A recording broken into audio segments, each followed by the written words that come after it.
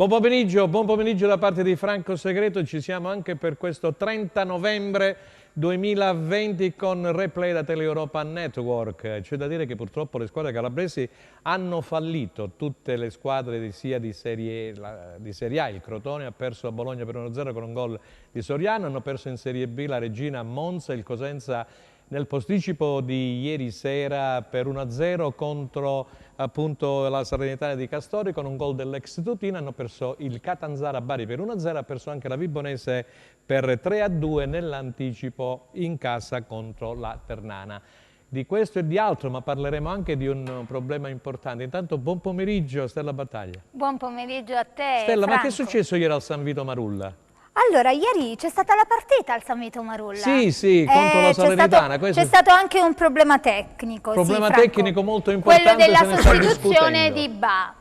Bravissima. Effettivamente. Che ha portato esattamente all'espulsione di Ba. Ne parleremo subito dopo la tua presentazione degli ospiti con Nicola Binda con la Gazzetta dello Sport, che ci spiegherà un po' la situazione che potrebbe fare giurisprudenza. Poi a presentare gli ospiti. Ben ritrovati a tutti voi, gentili telespettatori. Oggi, ultimo giorno di novembre in nostra compagnia, poi da domani ci avviciniamo sempre di più alle festività natalizie che portano un po' più di calore all'interno delle nostre case, visto il periodo che stiamo attraversando.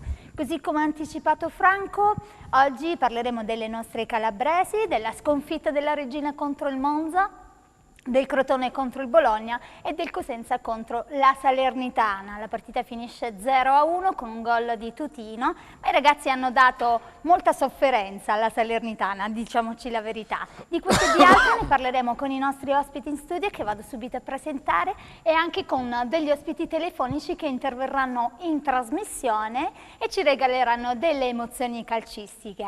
Un benvenuto particolare a mister Gianluca Gagliardi. Grazie mister per essere intervenuto. Buonasera a tutti. E a Francesco La Luna, giornalista. Grazie per aver accettato il nostro invito in studio. Francesco La Luna, che lo leggiamo sul quotidiano e poi anche sul Cosenza Channel, è vero o no? Esatto, grazie a voi. Facciamo un primo giro, allora, prima di metterci in contatto con la Gazzetta dello Sport, un primo giro proprio partendo da Francesco La Luna e poi col mister. Francesco, tu eri allo stadio, ieri hai visto la partita, che partita è stata questa Cosenza Salernitana? La seconda sconfitta dopo quella di Brescia per 2-1. Gol di Tutino dell'ex, poi Tutino abbiamo ascoltato a DAZN quello che ha detto, Cosenza gli è rimasta nel cuore, non ha insultato, ha alzato così le mani al cielo verso la curva, Bergamini. Meritata? Ma sconfitta secondo me è stata eccessiva per quello che ha dimostrato il Cosenza in campo. Occhiuzzi ha pagato degli errori dei singoli ancora una volta, purtroppo, perché poi non paga solo Occhiuzzi. Vorrei, se mi permetti Franco, prego, precisare una cosa riguardo a Tutino, perché prima lo dicevamo internos, Facebook ormai è diventato il quarto grado di giudizio italiano e ho letto tantissimi purtroppo dei tifosi del Cosenza, pseudotali, che hanno attaccato Ma non Tutino. è che vuoi fare una polemica con Facebook? No, nessuna polemica, semplicemente... Perché noi siamo... No, nessuna polemica, semplicemente ricordare quello che ha fatto Gennaro Tutino per Cosenza, ascoltare le sue parole a fine partita e farsi un esame di coscienza, perché a un certo punto, cioè, questo ragazzo che doveva fare? Sta giocando contro una squadra, segna, è il suo mestiere. Detto questo, per quanto riguarda la partita, secondo me punizione eccessiva per il Cosenza, va registrata forse qualcosa in più sugli 11, ma in effetti è stata una partita che il Cosenza è riuscito a giocare quasi alla pari con una squadra, secondo me, fra le prime 3 come effettivi in rosa. Sì. Le metto a livello di Lecce e Brescia. Mister Gagliardi, allora, che partita hai visto e che impressione ti ha fatto questa Salernitana dopo aver visto il Lecce e il Brescia? Io ti dico che è una squadra molto fisica, ben messa in campo nonostante le assenze, ha cambiato modulo Castori, passato da una difesa a 4 a una difesa a 3, insomma... ho ricavato una buona impressione. Anche quella mossa di Casasola a sinistra, nessuno se lo sarebbe aspettato. Sì, forse un po' forzata, visto che mancava Lopez, non aveva alternative e ha spostato Casasola. Sì, è una squadra di categoria, la classica squadra di categoria che fa dell'organizzazione, della sagacia tattica di un Volpone come Castori, della forza fisica di alcuni elementi tra centrocampo e attacco, che in questa categoria ancora una volta si dimostrano determinanti quanto si ha difficoltà a giocare palla, la tattica più facile. Io mi ricordo, Franco, Renzo Olivieri, quando allenava il Bologna, aveva Kenneth Anderson, i giornalisti l'accusavano di questa palla che veniva buttata sempre in avanti e lui rispose, dice, quando io ho una possibilità per guadagnare 50 metri di campo, perché devo fare 20 passaggi per arrivarci? E la Salernitana ha la fortuna di avere Djuric, che secondo me è quello che gli consente di fare la differenza in alcuni della partita. Ok, allora abbiamo... Questo discorso ci ha fatto un po' sobbalzare. Vediamo un attimino se abbiamo una telefonata. Enzo Leonetta dalla regia, grazie. Sì, dovremmo avere Nicola Binda della Gazzetta del Sud. Nicola, dello ci sport, sei? dello sport. Gazzetta dello Sport, perdonami. Allora Nicola, ci sei? Perdonata, buonasera a tutti. Buonasera. Grazie Nicola del perdono. La nostra Etoile, come la chiamano, la nostra stella battaglia. Allora Nicola, stavamo parlando di questo Cosenza Salernitana e poi volevamo focalizzare l'attenzione su quello che è successo, perché potrebbe fare giurisprudenza. Abbiamo sentito anche un arbitro che su Facebook ha diffuso la sua, diciamo, la sua idea, Pirrelli, e ce lo ricordiamo un po' tutti, e insomma io e te ne avevamo parlato a microfoni spenti. Si potrebbe fare giurisprudenza, però vediamo quello che è successo. Come l'hai inquadrato tu dopo le 3 sostituzioni? Poi avremo anche dopo di te Occhiuzzi, vedremo Occhiuzzi quello che ci dirà, quello che si è verificato in panchina, perché Kevin Manulla, il figlio del povero Gigi, grande bandiera del Cosenza, ha alzato praticamente il cartellone col numero 21 rosso, quindi Bruccini, il rosso significa che deve uscire, il 17 verde significa che deve entrare, quindi stava per entrare in sostanza Ba. Tu che impressione hai avuto? È stato un pasticcio grosso che a sua volta ne ha generati altri. Ci sono anche, tra l'altro, alcune parti di regolamento nuove, perché le 5 sostituzioni sono una novità e quindi non c'è una casistica adeguata. È un caso molto complesso, voi sicuramente lo conoscete, ne avete già parlato e così. Il Cosenza farà ricorso, ha pronunciato ricorso, l'avvocato di Cinzia è al lavoro per fare il ricorso. Il Cosenza cosa dice? Certo che loro in teoria sarebbero stati avvantaggiati avendo avuto un giocatore in campo in più, quindi il ricorso può sembrare pleonastico. In realtà il Cosenza cosa dice? Ba è entrato in campo autorizzato dal quarto uomo e quindi dall'arbitro.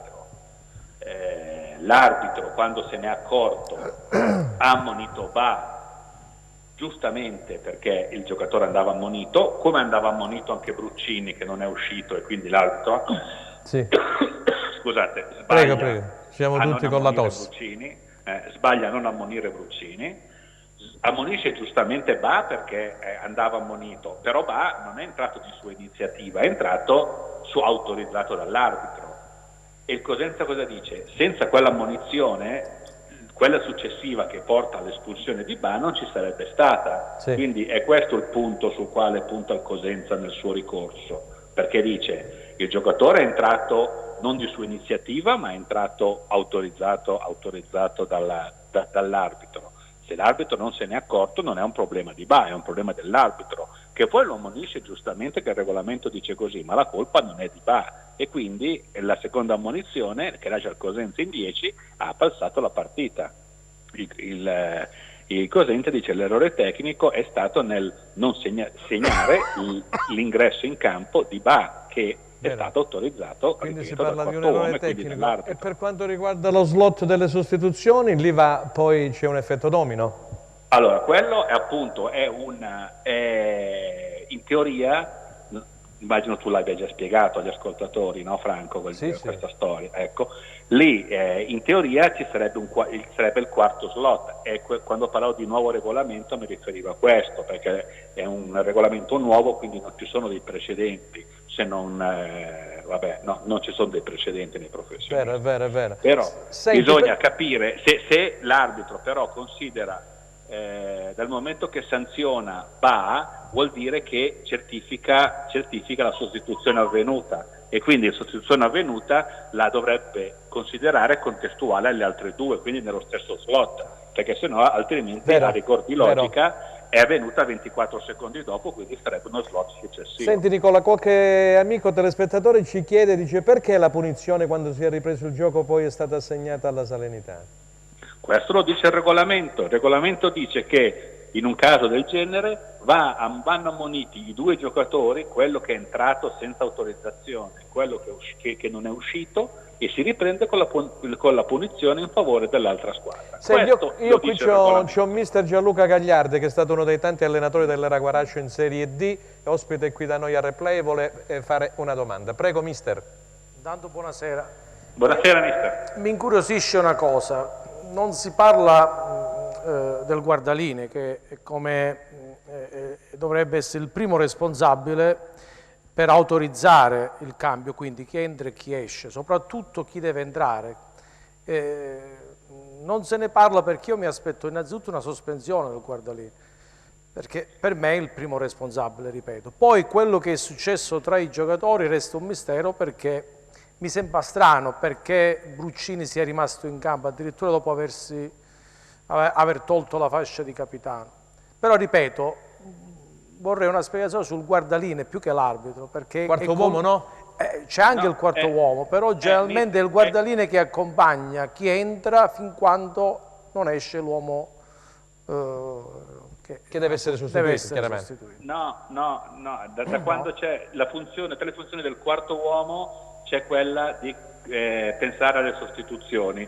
Quando non c'era il quarto uomo, o dove non c'è il quarto uomo, come nei dilettanti, è giustamente l'assistente arbitrale, il guardaline, che deve fare questa funzione. In Serie D c'è il quarto uomo ed è lui che deve autorizzare l'ingresso. Infatti lui è Paterna di Teramo che autorizza l'ingresso d'accordo con l'arbitro, quindi sicuramente lui ha autorizzato l'ingresso. Poi bisogna vedere cosa scriverà l'arbitro nel suo referto, sia chiaro, perché l'arbitro, aspettiamo di vedere il referto. Adesso Vicinti ho richiesto gli atti tutti quanti per fare il ricorso, quindi una volta che avremo gli atti in mano si saprà bene cosa ha scritto l'arbitro. Però certo è il quarto uomo che autorizza l'ingresso del giocatore, mentre Bruccini, in base a un nuovo regolamento dall'anno scorso, Bruccini sarebbe dovuto uscire dal campo non da dove entra ma dal punto più vicino da dove si trova. Sotto la tribuna B, in sostanza, dall'altra parte, è vero. Sì, quindi doveva uscire da là, e lì Bruccini o non si è accorto che doveva uscire. Probabilmente.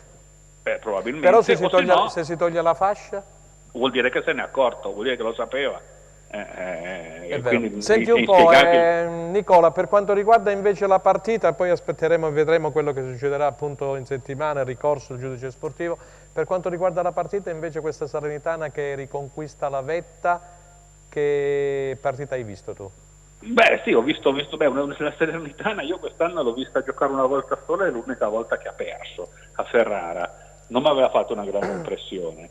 Invece è l'unica squadra che ha vinto 6 partite, quindi è giustamente lì davanti. Una l'ha vinta a tavolino, va bene, però voglio dire, 5 le ha vinte sul campo e non si vincono per caso.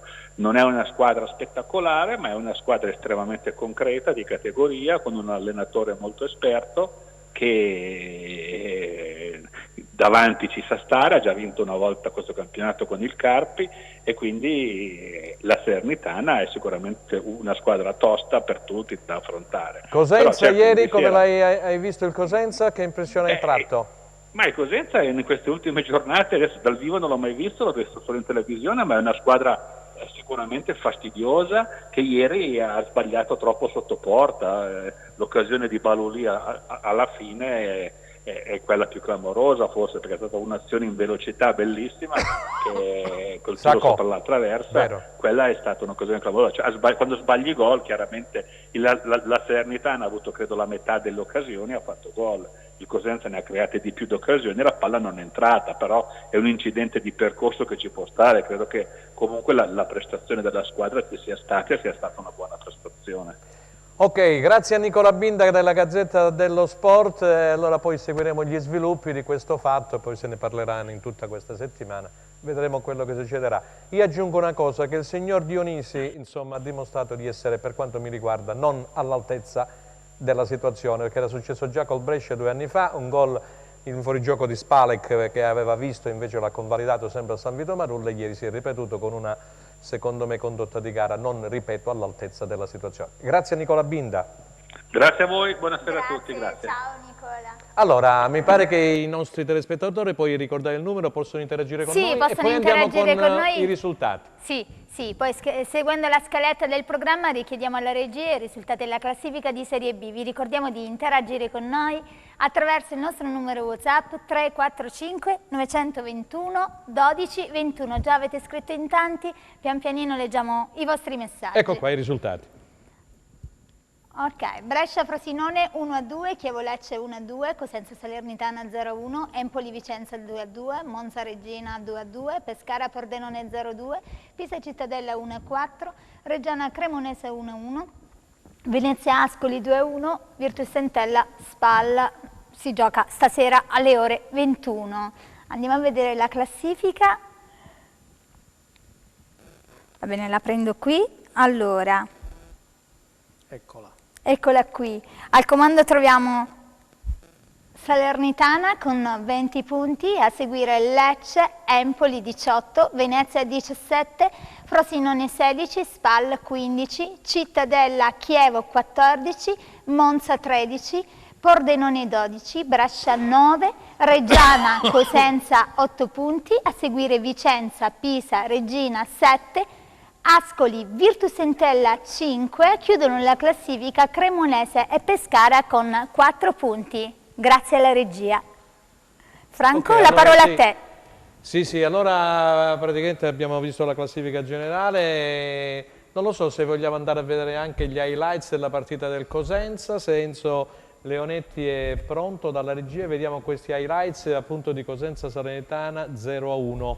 E poi naturalmente andiamo a commentare e leggiamo i primi messaggi che sono già arrivati. Sì, vediamo se sono pronti, se no già... Poi legge, nel frattempo ok, carissimo Franco Segreto, carissimo Franco Segreto, è per te la domanda, cosa ne pensa lei di un cambio modulo, cioè giocare con il 4-3-3, un atteggiamento difensivo arreca danni e non benefici al Cosenza? Avremo poi Roberto Chiuzzi, questo voglio dire io, avremo poi Roberto Chiuzzi più tardi. Che magari risponderà alle vostre domande. Ecco qui la partita, poi risponderà direttamente a Chiuzzi.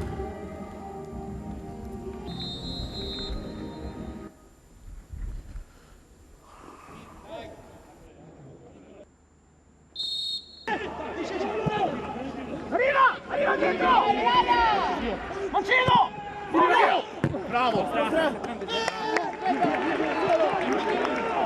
Pronti? Vai! Baez, un colpo di testa di Tiritiello che termina alto sulla traversa. Francesco, puoi intervenire quando vuoi, così. Ecco, ci hanno fatto segno adesso alla regia che possiamo parlare sopra, e qui c'è un tiro di Tutino che si è perso un po' sulla traversa. Bel tiro, ancora Cosenza in avanti in questa prima parte, e questo tiro anche sopra la traversa senza nessuna pretesa. Posso dirti Franco? Prego. Secondo me le immagini della partita rispondono al telespettatore molto più di quanto possa fare il Chiuzzi. Ditemi voi se questa è una squadra che è difensivista contro la prima in classifica. Ah, tu ti riferivi al discorso? Ma non è il modulo a fare lo stesso. Qualcuno ha perso palla, Tutino la smista a sinistra, e qui c'è, mi pare, 2 volte Anderson. La prima volta respinge Falcone, la seconda volta la palla termina sull'esterno della rete. Salernitana in avanti ancora dalla parte destra, e qui c'è un 1-2 con Juric e Kupic. Questa è la parata con il piede da parte di Falcone. Bravo, sì. Insomma, una partita vibrante, veloce, molti capovolgimenti di fronte, o no? Qui Baez con un grosso bellissimo di Carretta manda di un soffio sopra la traversa. C'è stato questo Anderson che a me è piaciuto tantissimo, è questo giocatore della Salernitana che si invola, azione personale, e tira Falcone in 2 tempi. Qui ancora Juric, siamo nella ripresa da battuta d'angolo, colpo di testa di questo gigante e la palla sfiora il palo alla sinistra di Falcone. E qui c'è l'imbucata per Tutino che supera Falcone, Idda gli va incontro, tunnel, palla in rete. Questo è il gol di Tutino che però ovviamente non va ad abbracciare i compagni, quindi per rispetto nei confronti. Sì, penso che sia stata una delle soluzioni che la Salernitana ha preparato durante la settimana.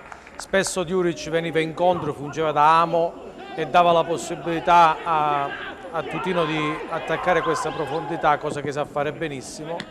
E poi hai la fortuna di avere un giocatore come Anderson che non solo ha dimostrato di saper giocare nell'uno contro uno, ma di saperlo fare anche di prima, come in questa occasione mandando in porta Tutino. Io penso che la Salernitana sia una squadra non eccelsa dal punto di vista della qualità, ma ben assortita nei vari reparti. Dietro ieri annoverava 2 giocatori che l'anno scorso sono retrocessi, vale a dire Coimberg con il Perugia e Bogdani con il Livorno. Non è che era una squadra rispetto all'anno scorso migliore di quella che ho visto al San Vito, però meglio assortita, anche il centrocampo di Tacchio con i 2 stranieri. Ecco qua, questo è il secondo fallo di Ba, che poi oggi su Instagram ha chiesto scusa per questo fallo su Tutino, mentre la prima ammonizione non ci stava proprio e quindi... senti, poi dopo Chiuzzi... Si sente la voce.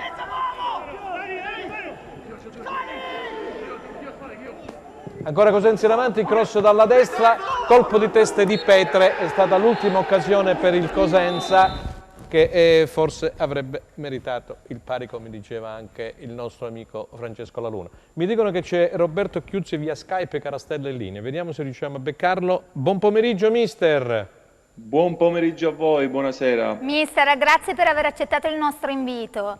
Allora, hai sentito quello che ha detto Nicola Binda, non so se eri collegato con il replay su Teleeuropa. Stavo collegando, quindi non riuscivo a sentire. Abbiamo parlato un po' di questo fatto, eccetera, che il Cosenza ha riferito naturalmente al discorso di Ba, all'espulsione, che farà ricorso il Cosenza, ha parlato l'avvocato Di Cinzio, probabilmente farà giurisprudenza, ma in effetti Occhiuzzi come l'ha vissuta questa situazione così particolare dei 12 uomini in campo? Ma per noi è stata surreale, perché noi abbiamo fatto ciò che si doveva fare, eravamo tranquilli, quindi non puoi rimettere in gioco una gara con 12 giocatori, devi dare il tempo ai giocatori e se un giocatore in quel momento non ha capito, oppure c'è stato un disguido in quel momento, comunque non devi far riprendere il gioco. Non c'è dubbio. Figuratevi che io ho fermato il gioco, io ho attirato l'attenzione al quarto uomo subito.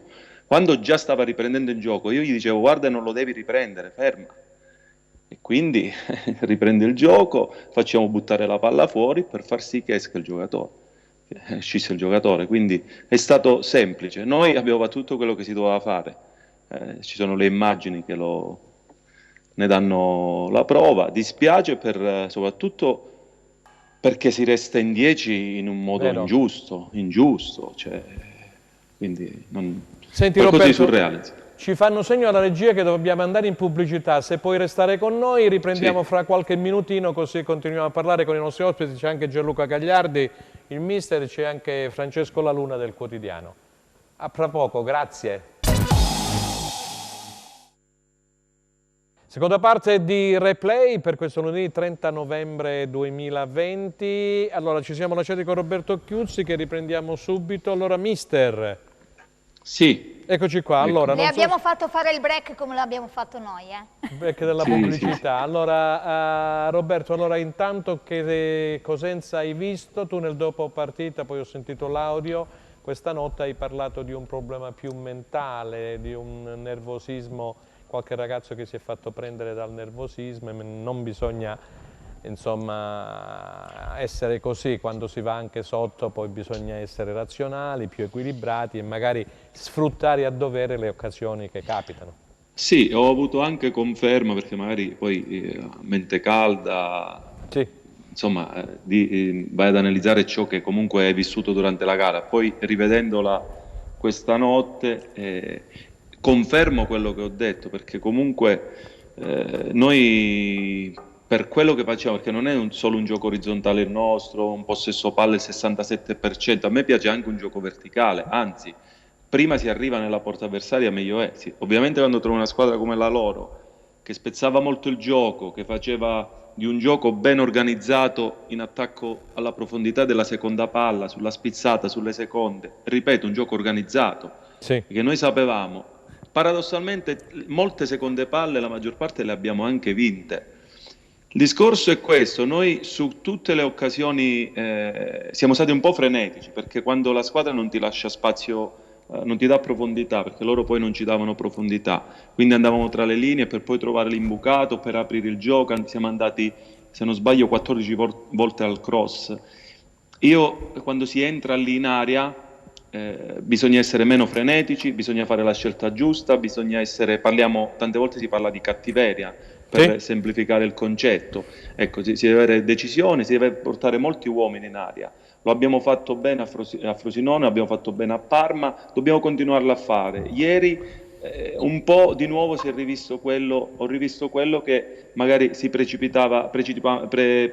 eravamo precipitosi per quanto riguarda l'1-2, per quanto riguarda a volte il cross, o a volte non c'eravamo. Quindi io dico che tutto quello che si fa lo devi finalizzare a concretizzare. E quindi, però ieri ho visto un po' di frenesia, ho visto un po' insomma, di nervosismo, perché poi ti portano a essere lucido nelle scelte, perché poi loro sono una squadra che comunque, essendo anche una squadra esperta, fanno un gioco, l'avete visto, un gioco che vai a giocare molto su queste seconde palle, ti porta un po' magari ad alzare le tensioni. Roberto, senti, ti aspettavi Casasola a sinistra, visto le assenze dei vari Lopez? Sì, sapevamo che loro potevano giocare 3-5-2, eravamo pronti a questo, o Kupz o Casasola, una a sinistra, una a destra, era uguale come cosa comunque, quindi sapevamo questa situazione e quindi eravamo pronti a questo, insomma.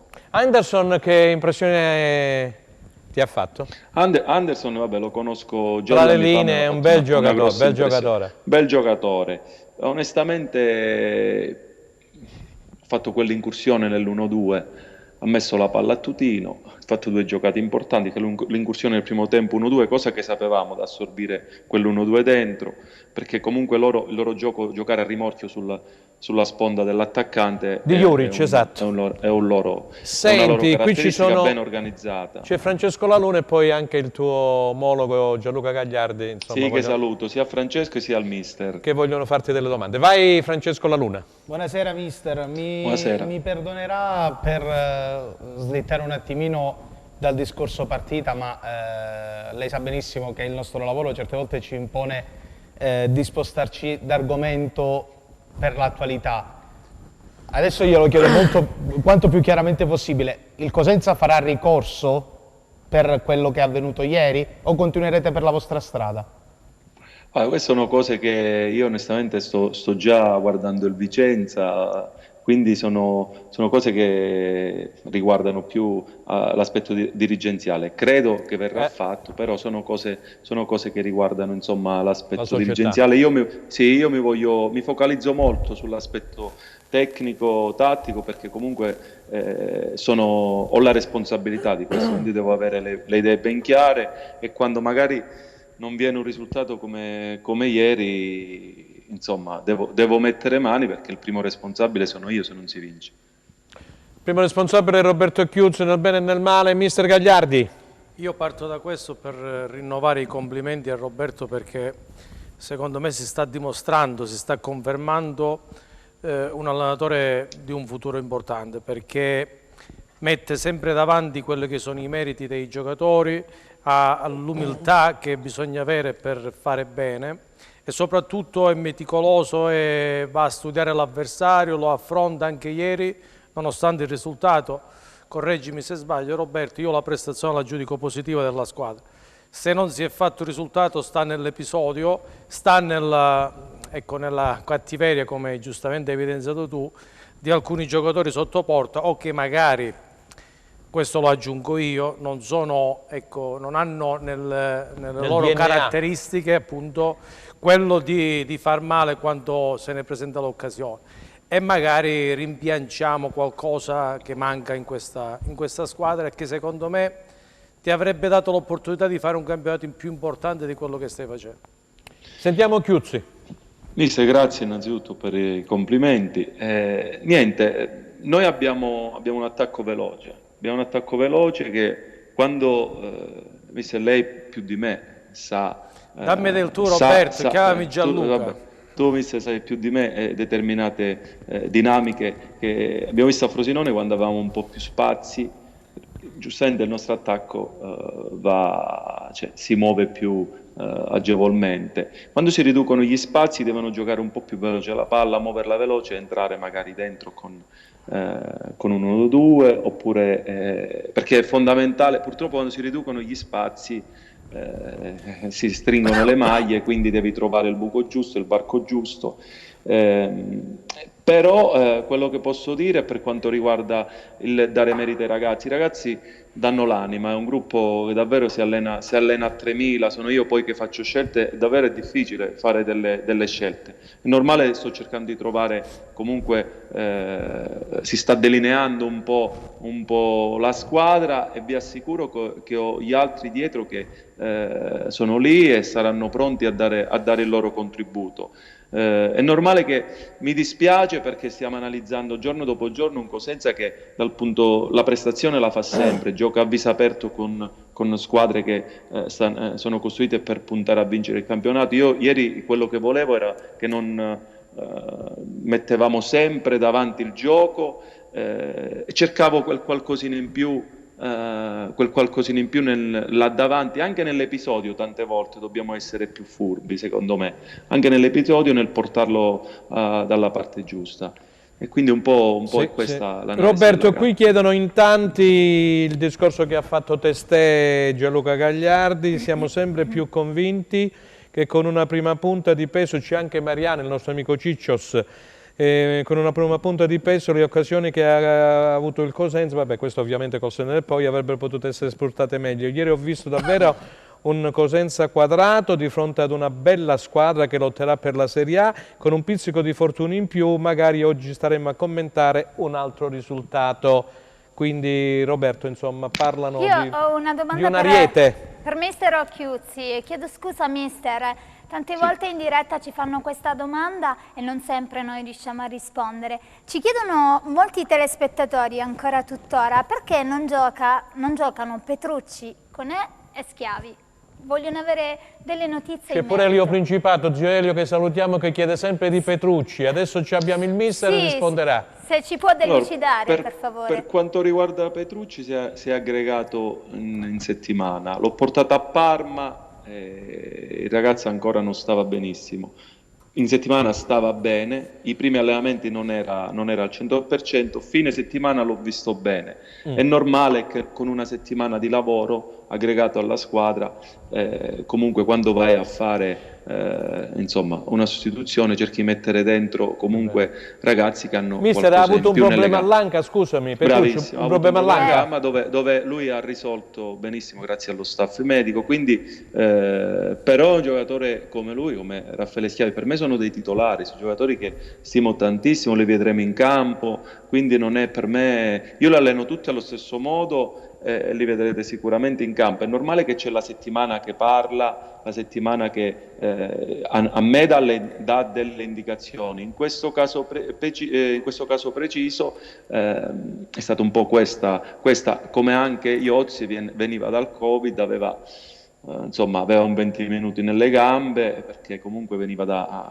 dalla convalescenza, si era allenato comunque con noi, gli ultimi giorni anche lui l'ho visto sempre meglio, perché comunque con lo staff, soprattutto i preparatori atletici, insomma, me li mettono in campo, però io devo valutare anche le condizioni fisiche. Questa settimana sarà una settimana tipo, perché settimana scorsa non era nemmeno una settimana tipo, abbiamo avuto la Coppa Italia, dove possiamo portare fino a fine settimana anche questi giocatori a pieno regime, allora vado a fare delle scelte con più serenità, insomma. Certo, ok, abbiamo grazie. altre domande, anche perché abbiamo mister? visto dall'11 dicembre abbiamo un tour de force che non finisce più. Mamma mia, ogni 3 giorni. Infatti sono contento che la rosa, ho detto, è omogenea anche sotto il punto di vista fisico, quindi per noi è importante perché avremo bisogno di tutti e quindi per questo sono tutti sulla corda, sono tutti là sul pezzo, ve lo posso assicurare, insomma è questo. Okay. Non so se ci sono altre domande, ci scrivono in tanti, vogliono sapere di Baez, di Carretta, sì, magari di Ba, di quello che è successo, abbiamo spiegato di Ba che non è stata colpa sua, su Instagram oltretutto il ragazzo ha parlato di una situazione imbarazzante, quella che si è creata ieri, quindi poi vedremo gli sviluppi. Comunque noi ringraziamo mister Roberto Chiuzzi per la sua partecipazione al replay, sperando di averlo poi ospite in studio quando ce ne sarà la possibilità. Grazie mister, in bocca al lupo. Grazie a voi, buonasera al mister, a Francesco e ai telespettatori. Grazie per essere stato con noi. Allora, vogliamo fare un riassunto di quello che ha detto Roberto, perché ci scrivono in tanti. Che riassunto bisogna fare? Ha detto quella che è stata la partita di ieri sera. Riassunto in questo senso, cosa trai tu dalle sue dichiarazioni? Che è un allenatore sicuramente, come ha detto anche mister Gagliardi, che potrà fare strada, ma questo non sta a noi dirlo, ce lo dirà poi il campo, e ce lo sta dicendo il campo, che ha dato fiducia a un blocco di giocatori per quanto ritenga tutti gli altri titolari, e secondo me è giusto così, perché se fino ad adesso... Su Schiavi? Ma se fino ad adesso il Cosenza ha messo in difficoltà, mi perdonerai Franco, se fino ad adesso il Cosenza ha messo in difficoltà le altre squadre, e l'abbiamo visto, a parte la partita col Chievo Verona, il Cosenza si è sempre reso pericoloso, con un sistema di gioco e con determinati effettivi, cambiare, diciamo una vecchia pubblicità che tu ricorderai, meglio cambiare, no. Cioè non sempre, posso capire il discorso su Petrucci, perché Petrucci è un unicum nella rosa del Cosenza, è l'unico a centrocampo che sa dettare un attimino i tempi, perché Bruccini è un'eminenza grigia, io l'ho chiamato così, ogni tanto si nasconde ma la risolve. Sciaudone è un centrocampista di inserimento, Conè è un incontrista, non ho ancora capito bene cosa sia. Nemmeno io. Ma perché ha avuto poco spazio a disposizione.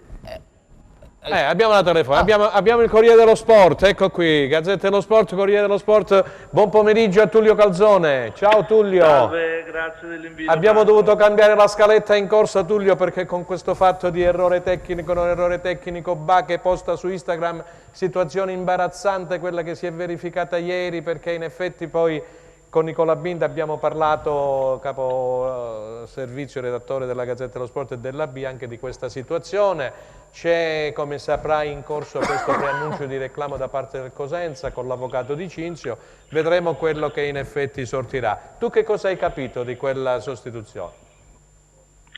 Ma sicuramente c'è stato un momento di incomprensione, quantomeno tra il quarto uomo e l'arbitro. Quindi perché il quarto uomo spingeva, si è visto chiaramente, spingeva in campo e l'arbitro non se ne è accorto, tant'è vero che c'è stato, non so, 50 secondi, un minuto, secondo la Sanità addirittura di più, in 12 uomini. Quindi è stato un po' imbarazzante, un errore del genere, sembrava un errore della terza categoria. Sì, infatti. Io mi sono permesso di dire anche poc'anzi all'amico Nicola Binda che la prestazione di Dionissi di L'Aquila non è stata all'altezza della situazione, così come il quarto uomo. Inutile che vengono due assistenti, ci stanno, il quarto uomo, allora, se tu non controlli queste cose, che controlli? Scusami, ti guardi. E poi era Paterna, quindi un arbitro esperto, non è che era uno di primo pelo, per cui sicuramente c'è stato un errore tecnico, quantomeno. Secondo me la cosa ancora più grave è stata l'ammonizione, perché lì può capitare. E infatti adesso il Cosenza sconterà la squalifica. L'ammonizione che tu addebiti al giocatore, che poi è stata decisiva poi per l'espulsione, perché lui poi ci ha messo del suo, si è nervosito, ha fatto un fallo a centrocampo che poteva evitare e quindi ha determinato poi un danno vero anche per il Cosenza, che peraltro è arrivato a un passo dal pareggio.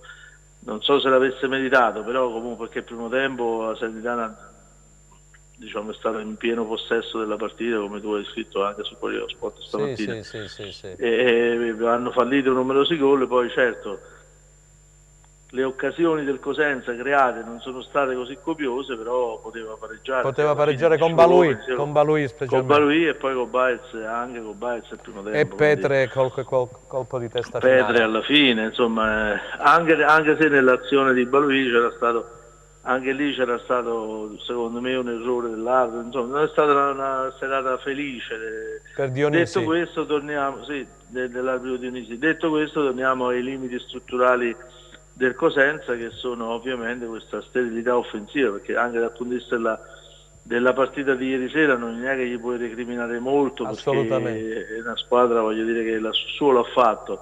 Ci sono questi limiti offensivi che non sono stati sanati, la partenza di giocatori del calibro di Asensio, di Rivière, stanno lasciando il segno profondamente. Peccato, perché è una squadra, voglio dire, che orgogliosamente silana, diciamo, sì, come sì. si è dimostrato nello scorso fine torneo. Senti, poi Tullio, la Salernitana è una squadra forte. è vero, l'abbiamo vista ieri, gli mancavano un po' di giocatori, comunque si vede che è una squadra concreta, molto concreta. Lascia poco allo spettacolo, però è concreta. C'è il collega Francesco La Luna del Quotidiano del Sud per una domanda per Tullio Calzone. Tullio, buonasera.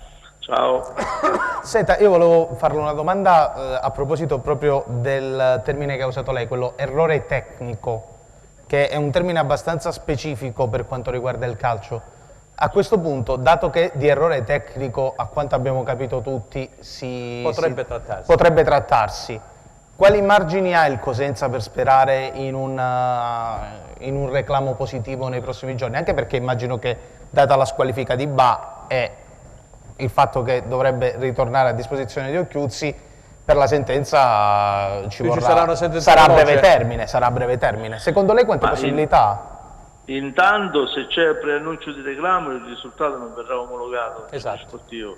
Quindi prenderanno del tempo, quindi se non viene omologato il risultato non verrà omologato neanche diciamo, non dovrebbe essere omologato nemmeno la squalifica di Ba, stando poi bisogna vedere che cosa scrive nel referto. Esatto, è questo che mi scrivono gli amici da casa. È quello che casa. diventa dirimente, capito? Non è un'interpretazione di norme. È chiaro che se l'arbitro dice che lui non aveva dato l'ok alla sostituzione, lo scrive, lo mette dentro, ci possono essere tutti gli errori che vuoi, ma intanto se lui l'ha valutato quella situazione e la riporta nel referto, vuol dire che l'arbitro ha visto tutto e quindi c'è un capro espiatorio, devi dimostrare, non è facile. È vero. Non è facile un errore tecnico così evidente, anche perché poi è un errore con un risultato che già era a favore della Salernitana. Tu devi dimostrare che da quell'errore è derivato uno svantaggio tale da perdere la partita, insomma è una cosa molto complicata da dimostrare, anche se penso che un avvocato esperto come Di Cinzio, che abbiamo conosciuto nel Calciopoli, anche nella questione del format dei campionati, insomma se hanno valutato che ci sono dei margini, evidentemente ci sono. Poi dimostrarlo è un'altra storia. Abbiamo visto la Reggiana, pure la Reggiana pensava di poter far, diciamo, eludere la questione delle norme Noef non presentandosi a Salerno. Alla fine le norme Noef sono state applicate, anche se l'avvocato Chiacchio, che è l'avvocato che in passato ha difeso il Cosenza, sì, è riuscito a non far scattare quantomeno la penalizzazione, tanto è vero che quella sentenza addirittura potrebbe essere propedeutica per una rivisitazione delle sentenze endofederali che hanno punito il Napoli di Gattuso con 3 punti persi a tavolino, 3-0 a tavolino e punti di penalizzazione. Quindi è tutto in divenire, però fondamentale resta sempre il referto dell'arbitro. Senti Tullio, giusto per chiudere, cosa dice questa classifica di Serie B in attesa naturalmente della gara del posticipo tra l'Entella e la Spal? 2 allenatori saltati, è andato via Odd a Pescara, è andato via, mi pare che sia arrivato Delio Rossi. Esatto, Delio Rossi che ritorna in pista. Delio Rossi a Ascoli e Breda.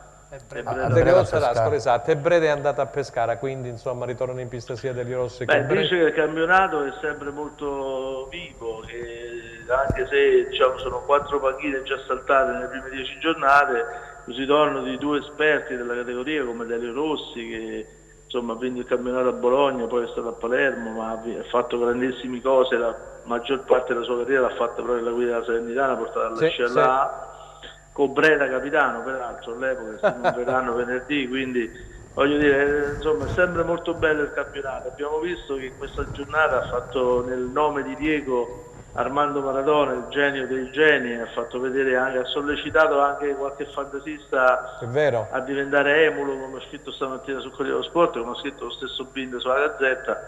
Quindi è un campionato sempre molto bello, molto equilibrato rispetto al passato. Secondo me c'è questa caratteristica, che ci sono molte squadre che possono vincere il torneo perché il mercato è stato compresso per via della pandemia in poche settimane. Non c'è stato tempo di rivedere organici che venivano dalla Serie A, quindi tu prendi la Spal, stasera abbiamo 6-7 undicesimi di calciatori che hanno giocato in Serie A lo scorso anno. Abbiamo visto la stessa Salernitana, una squadra molto attrezzata, con Tutino, che è stato il maggiore investimento, ci si parla di 5 milioni di euro. Insomma, il campionato è molto bello e molto bello, avvincente. La Salernitana, voi avete perso contro la Salernitana, che peraltro ha stabilito il nuovo record dei punti nella storia del club campano. Non c'era riuscito neanche il mitico Gico Viani e neanche De Rossi, quindi voglio dire, c'è da lottare, dai. Ma voi siete grazie Tullio, dobbiamo andare in pubblicità, grazie per l'intervento, grazie dell'intervento e buon lavoro. Vai Stella,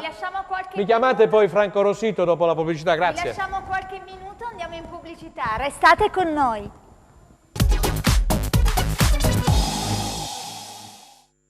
Terza ed ultima parte di Replay. Cara Stella, sta volando il tempo oggi, arrivano un mare di messaggi, parlano di questo quarto uomo, eccetera. Mister, tu volevi aggiungere qualcosa? Sì, vabbè, io ero rimasto al guardaline, poi le funzioni tra i due chiaramente si sono evolute, ma per me l'errore più grave, ma gravissimo, è del quarto uomo, perché il quarto uomo si deve assicurare che prima che entri un giocatore ne deve uscire un altro, cioè non ci sono altri presupposti da dover giudicare. Chiaro che bisogna capire, ripeto, anche il perché il giocatore del Cosenza non sia uscito in tempo, o che comunque l'arbitro il perché ha dato inizio, come ha detto giustamente Roberto, all'azione senza rendersi conto che il Cosenza era in 12. Allora Stellina, vogliamo aggiungere qualche messaggio in attesa di collegarci poi col prossimo collegamento? Vediamo. Sì, certo, allora ci scrivono da Catanzaro, da Crotone, da Cosenza, da Montalto, da Reggio Calabria. Buongiorno, vi scrivo da Reggio e vorrei chiedervi se siete d'accordo sul fatto che le squadre calabresi sono sotto il mirino degli arbitri, dice questo telespettatore. Ogni domenica o sabato che sia, sistematicamente buttano fuori un giocatore. Fino a quando si gioca in parità numerica, la regina non viene messa sotto da nessuno. Improvvisamente l'arbitro cambia atteggiamento e usa un metro di giudizio diverso per entrambe le squadre. Non voglio trovare alibi, ma ultime 5 partite giocate sempre in 10. La squadra perde sintonia e si innervosisce. Saluti da Piero. Baez, è tempo che faccia un po' di panchina, caro mister, forza Lupi sempre. Date occhiuzzi giocatori importanti, come li tengono gli altri, è facile vincere con giocatori di Serie A. Poi fanno delle domande per Occhiuzzi, vabbè, il mister è stato ospite prima. Ieri secondo me ho visto un buon Cosenza, però Idda non è all'altezza della Serie B. Baez deve provare la panchina, non fa gol a 2 passi dalla porta. È successo a Frosinone che poi Carretta ha fatto gol panchina. Sacco bravissimo, Balulì un gol sbagliato, un attaccante non sbagliava, comunque forza Lupi, grande squadra. Dionisio è un arbitro pessimo, ho davanti agli occhi le immagini di Cosenza Brescia dello scorso anno, un errore dietro l'altro. Dopo continuiamo a leggere gli altri messaggi. Buon pomeriggio a Franco Rosito di Gazzetta del Sud. Buon pomeriggio a voi, buon lavoro carissimi. Grazie Franco. Grazie, allora Franco. Noi abbiamo avuto Gazzetta dello Sport, Corriere dello Sport, e oggi praticamente abbiamo focalizzato l'attenzione su questo discorso dei 12 giocatori in campo. Quarto uomo, diceva mister Gagliardi, la colpa è principalmente sua, Bruccini che non si è avveduto di dover uscire, il Cosenza che preannuncia reclamo, insomma un pasticciaccio, non di via Merulana come dico spesso io, ma quel pasticciaccio di via Magna Grecia al San Vito, Marulla. Confermo sulle colpe del quarto uomo, saluto l'amico Gagliardi soprattutto. Ciao Franco, buonasera a te. Ho avuto modo di, gli altri ospiti, ho avuto modo di consultarmi naturalmente con gli arbitri veterani della Terra Abruzia. È un fatto anomalo chiaramente, ma è accaduto in passato. È accaduto in passato, magari non in certe categorie, non in certe partite, un momento di confusione, colpa del quarto uomo. Certamente non penso che ci saranno strascichi, può capitare, evidentemente il primo freddo che ha colpito l'area del San Vito ha fatto male un po' a tutti ieri sera e ha creato questo clima di confusione nel quale sono rimasti coinvolti l'arbitro, il quarto uomo, un po' tutta la panchina che si era innervosita, ma questo è un altro problema del quale magari avete avuto già modo di parlare nel corso della trasmissione, o se volete ne riparliamo. Tutto qua. Sì, tu che partita hai visto? Ormai ne abbiamo dette, ne abbiamo sentite tante, vediamo poi seguiranno sviluppi per quanto riguarda l'eventuale reclamo, caro Franco, del Cosenza. Certo. Esatto, certo. Quindi seguiremo la vicenda. Allora, che Cosenza hai visto? Che Salernitana hai visto? Come l'hai inquadrata questa partita, questa sconfitta? Vabbè, intanto nella trasmissione di venerdì, leggendo i numeri di queste due squadre, avevamo più o meno individuato il lato debole per quanto riguarda il Cosenza, il lato forte per quanto riguarda la Salernitana, l'attacco, e purtroppo l'attacco sotto forma di Gennaro Tutino ha fatto la differenza. I numeri purtroppo la dicono chiara da questo punto di vista. Sì. Venendo invece alla partita complessivamente, personalmente ho visto due partite. Inizialmente il Cosenza non mi è dispiaciuto, pur con i difetti e con le deficienze di organico che può avere in questo momento, e con qualche giocatore che non è ancora al top della condizione, e con altri giocatori che non sono riusciti a trovare posto in questa squadra perché o non sono adatti a questo campionato o ancora non sono entrati in condizione. Non mi era dispiaciuto il Cosenza, con Carretta che scendeva a destra sia pure non in grandissima serata e metteva palloni al centro per Baez. Se ci fosse stato un centravanti di grossa levatura, probabilmente o sulla mezza girata o sul colpo di testa il pallone sarebbe entrato in rete, e probabilmente in questo momento staremmo parlando di un'altra partita. Balulì è l'unico elemento che può fare breccia nelle difese avversarie in questo momento, con questo modo di giocare che non ti permette di avere un centravanti vertice. E poi Baez.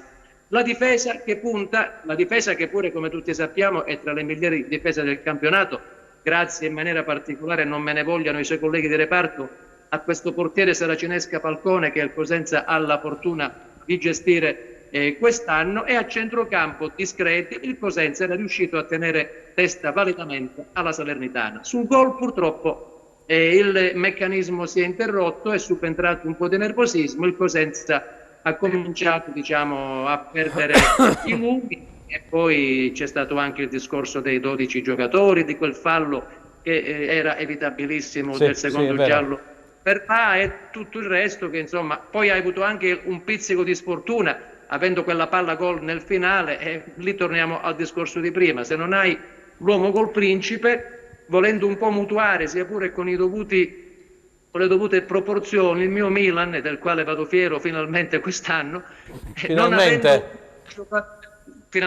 avendo un giocatore come Ibrahimovic, non avendo un finalizzatore, e il Cosenza purtroppo non riesce a finalizzare almeno con un suo centravanti, purtroppo deve fare leva quando manca Ibrahimovic su altri giocatori. Ieri sera non è stato fortunato il Cosenza, prima con Baez, poi con Balulì, però purtroppo questo è un problema che il Cosenza si trova addosso e deve fare fronte a necessità virtù in qualche modo, fin quando però le partite riuscirai a gestirle in un certo modo. Ieri sera certo hai trovato di fronte una grossa squadra organizzata, il pari sarebbe stato più giusto, come diceva giustamente Roberto Chiuzzi, scusatemi il bisticcio di parole, però niente, è andata bene a Frosinone, ieri sera è andata male, speriamo che il Cosenza speriamo la prossima, poi Stella Battaglia leggerà anche il prossimo turno. Grazie a Franco Rossito di Gazzetta del Sud. Grazie a voi, buon pomeriggio. Grazie. Ciao. Allora Stella, sono arrivati altri messaggi? Sì, sono arrivati altri messaggi, ma avevo una domanda da parte mia a Mister Gagliardi. Prego, perché dopo c'è Crotone. Ok, allora Mister Gagliardi, secondo te la Regina ha un calo di concentrazione o cosa manca alla squadra ultimamente? Poi sentiamo anche Francesco. Manca l'episodio per riacquisire quella sfrontatezza che gli ha permesso di iniziare bene, probabilmente creando un po' di troppe aspettative e illusioni, accentrando troppo quello che era il giocatore simbolo, vale a dire Menez, e questo secondo me in queste ultime apparizioni ha creato un po' di danni all'ambiente e quindi alla squadra. Mi fa piacere che il presidente si sia ravveduto, abbia dato forza e sostegno all'allenatore, perché ritengo che Toscano sia vittima di questa situazione che si è creata e non l'unico, comunque uno dei responsabili, come giustamente deve essere sempre un allenatore, e che ieri ha dimostrato ancora una volta di giocare alla pari contro chiunque, perché il primo tempo è stato talmente equilibrato che le occasioni sono state zero, se non qualche tiro sporco. Il secondo tempo è iniziato al 46esimo con un fallo inopinato di Foloruscio, che è entrato in ritardo, e purtroppo lì ci sono stati 5 minuti di sbandamento con il gol e subito dopo il rigore. Ma la squadra è viva, la squadra ha reagito e questo è un buon segno. Ci possiamo trasferire al Crotone, così mi parli poi anche del Crotone? Dai Stella, abbiamo Claudia. abbiamo Claudia Berlingerli, nostra ospite telefonica. Grazie Claudia per aver accettato il nostro invito. Buon pomeriggio Claudia. Grazie a voi. Buonasera Franco, buonasera Stella. Claudia, bene, voi? Tutto a posto, bene. allora non è a posto questo Crotone che infila l'ennesima sconfitta, fanalino di coda, io ho visto anche la partita là, poi ho sentito anche Stroppa, ricadiamo sul... che non va. Esatto, ricadiamo sul discorso anche del Cosenza, il finalizzatore, se ne parla a Reggio, se ne parla a Crotone, Stoppa giustamente sostiene che dice, stanno tirando la carretta da un po' di tempo Simi e Messias, gli altri infortunati, Rivière da quando è arrivato non lo abbiamo mai visto se non a Genoa, alla prima partita quando ha realizzato il suo gol, poi è ricaduto insieme a Benali, aggiungi qualcos'altro tu?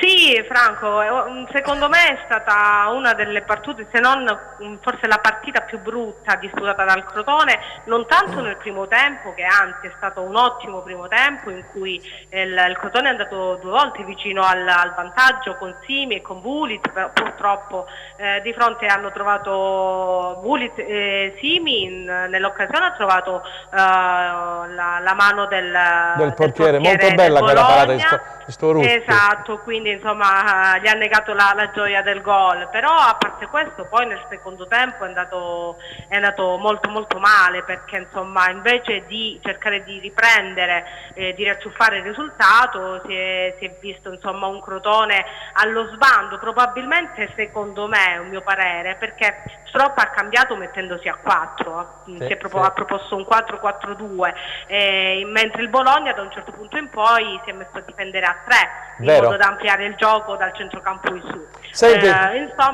Senti Claudia, qui ci sono i nostri amici oggi in studio, Francesco La Luna del Quotidiano e mister Gianluca Gagliardi, vogliono farti qualche domanda sul Crotone. Senta, gira voce di un nuovo, ecco te la faccio la prima io, che mi è venuta in mente in questo momento, di un nuovo consulente di mercato che potrebbe essere inserito in società, tu ne hai contezza? C'è una voce diciamo ufficiosa, ma ancora di ufficiale non c'è nulla. Perché stamattina mi è arrivata una telefonata, appunto un collega giornalista mi ha parlato proprio di questo, dico dobbiamo verificare insomma se effettivamente il Crotone ma poi... Franco, a parte questo, che è chiaro che a gennaio bisogna operare sul mercato in maniera evidente in tutti i reparti, ma vorrei sottolineare il fatto che al Crotone col Bologna mancavano Cigarini, Benali, Cicì, Rivière, Siligardi e Rispoli. È vero. Quindi insomma praticamente Molina non è al 100% perché è appena rientrato dopo il Covid, Simi e Messias, come avevi detto bene tu, è dall'inizio che stanno tirando avanti la carretta, non hanno modo di rifiatare e poi tra l'altro i loro limiti ce li hanno a Ti faccio fare le domande Claudia, allora partiamo con Francesco La Luna. Buonasera Claudia. Salve. Senta, io ieri analizzavo un paio di dati, cioè il Bologna è riuscito a fare il primo clean sheet dopo 41 partite consecutive, primo dato che è un po'... E se non vado errato, non credo, ma mi correggerei tu, e mi perdonerai se ti do del tu, ma fra colleghi almeno ci proviamo. Il Crotone è la seconda peggior squadra dei 5 massimi campionati europei dopo lo Sheffield, che in Premier League ha un solo punto, il Crotone ne ha 2. Adesso, la domanda. Quale possibilità c'è per questa squadra di risollevarsi con un cambio di allenatore? Perché altrimenti non segnare una squadra che prende gol da 41 partite consecutive ed essere la seconda peggior squadra di tutti i campionati europei sono 2 dati che non è che facciano pensare, sono abbastanza evidenti. Sarebbe il caso di sostituire Stroppa forse? Certo, allora onestamente per quel che riguarda me ho sentito il presidente Vrenna e non c'è intenzione di cambiare al momento il mister. Allenatore. Secondo la mia opinione non è cambiando il tecnico che si risolvono i problemi, perché comunque l'organizzazione messa in campo da Stroppa si vede, insomma, la squadra era ben messa in campo nel primo tempo, erano schierati tutti uomo contro uomo, insomma un primo tempo giocato bene. Poi probabilmente anche insomma, i mormorii nelle ultime giornate lo hanno fatto cambiare nel secondo tempo mettendosi 4 dietro, e lì è stato evidente che la squadra non è fatta per il 4-4-2, ma a parte questo, secondo il mio parere, modesto parere, manca mancano gli uomini per un campionato di Serie A all'altezza. Non me ne vogliano insomma i calciatori che fanno parte della squadra, però la qualità in Serie A è quella che fa la differenza. La squadra costruisce, ma arriva sotto porta e non riesce a buttarla dentro. Alla prima occasione che costruisce l'altra squadra, perché poi voglio dire non si è visto un bel Bologna, anzi è stata una vittoria brutta, sporca, cattiva, cioè il Bologna erano 41 ma anche il gol mi è sembrato un po' sporco, c'è stato un mezzo fallo sul portiere.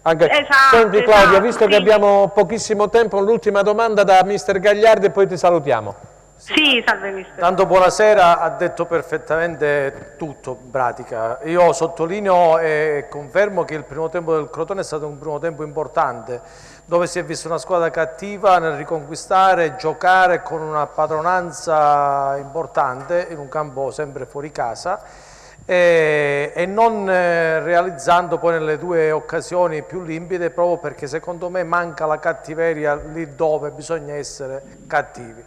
Nell'occasione del gol al 46esimo, dove il Bologna era stato inesistente, purtroppo ahimè si verifica ancora una volta un errore che vedo spesso anche ai massimi livelli, dove la linea difensiva ben allineata guarda la palla e si dimentica che ci sono gli avversari e si permette a un mezzo metro come Sansone di colpire la palla di testa. Queste sono le lacune che si portano dietro i difensori italiani, probabilmente abituati ormai a un discorso di zona illusionistica, dico io, perché poi si dimentica dell'avversario, che è la cosa più importante. Benissimo. Il secondo tempo, al di là dell'atteggiamento tattico, probabilmente c'è stata una reazione anche a livello, soprattutto carattere del Bologna, grazie all'allenatore che avrà detto che l'1-0 era sbugiardo. Sintetica Claudia, che dobbiamo chiudere. Sì, è assolutamente d'accordo e purtroppo poi nel secondo tempo, invece di vedere la reazione del Crotone, si è visto un Bologna che voleva raddoppiare, non l'ha trovato, però insomma grazie anche a Cordaz che è stato il migliore in campo come da qualche giornata a questa parte, però insomma quello che preoccupa è la serenità in zona offensiva. L'ultimo gol risale alla sesta giornata, tra l'altro con l'Atalanta con cui il Crotone ha perso, per cui insomma è chiaro ed evidente che bisogna intervenire quanto prima sul mercato, perché servono uomini, insomma anche visti gli infortuni servono uomini e uomini di qualità. Di qualità. Claudia, allora ricordiamo a tutti che il Crotone tornerà a giocare in casa domenica alle 18 contro il Napoli. Contro il Napoli, esatto. Ok, in bocca al lupo, grazie. Buon proseguimento.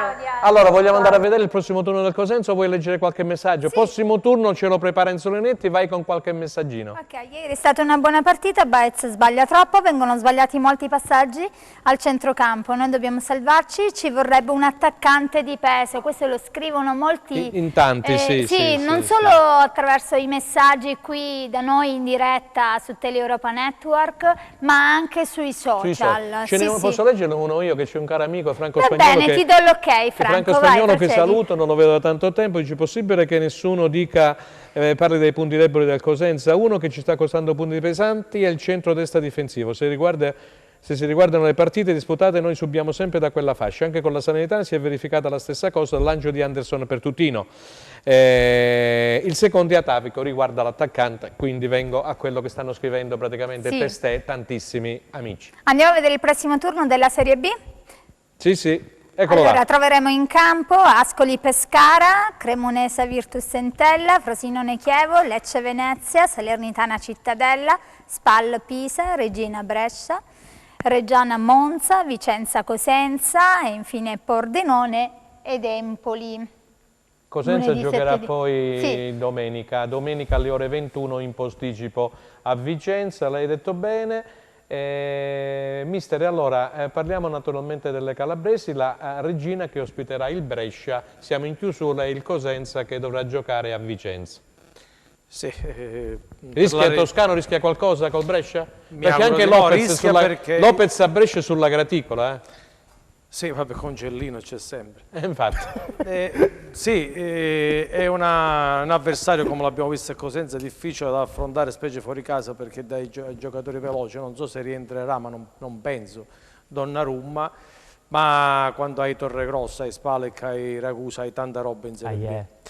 Esatto. Speriamo che la regina possa recuperare qualche uomo. Diciamo che la regina comunque è in ritiro da oggi per decisione della società del presidente Gallo. È in silenzio stampa, brava Stella, silenzio stampa e ritiro fino alla gara completa. Ci mancherebbe. Il Cosenza a Vicenza dovrà riscattare. Stadio storicamente, adesso non ho la tua memoria, però non è stato ultimamente in Coppa Italia con Rosario ci abbiamo perso quando le partite che abbiamo fatto a Vicenza, ma al di là di questo io dico che Occhiuzzi deve continuare. Ti troveremo Perina tra i pali, sì, da avversario. E lui ritroverà il Cosenza, ma mi auguro che sia determinante più per il Cosenza. Diciamo che si presenta una gara difficile perché quando poi si perde in casa si va sicuramente più concentrati, ma necessitano i punti, e queste sono partite che contano doppio, perché il Vicenza secondo me è un'altra squadra che dovrà lottare per rimanere in categoria, pur avendo un allenatore importante per la Però ha rimontato a Tempoli con Meggiorini, è una bella squadra, perdeva Tempoli 2-1 e pareggiato poi ha con Longo sul rigore. un allenatore importante per la categoria, Di Carlo. Una battuta sulla partita del Cosenza perché siamo in chiusura, 30 secondi c'hai Francesco. Il Cosenza deve andare a Vicenza a giocare la sua partita, come ha sempre detto Occhiuzzi. Mi permetto giusto